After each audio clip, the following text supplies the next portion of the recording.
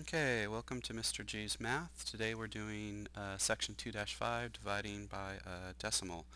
So the first problem we're going to do has a divisor of 0.007 and our dividend is 0.868. Okay, now we need to figure out what we're going to multiply our divisor times to move the decimal to here.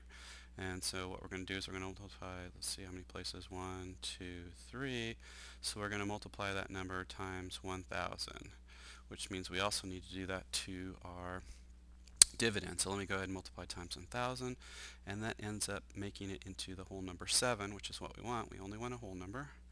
And then we're going to multiply this, our dividend, times 1,000 also, and that ends up being, let's see, 1, 2, 3, 868. Okay. Now once we've done that, then we can go ahead and just divide it like a regular number.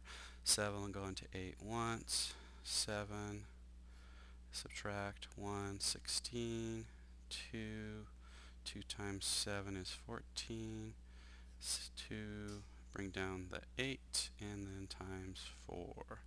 So our answer is 128. So that wasn't too bad. But let's look at one more example just to make sure we understand the idea of moving the decimal in our divisor.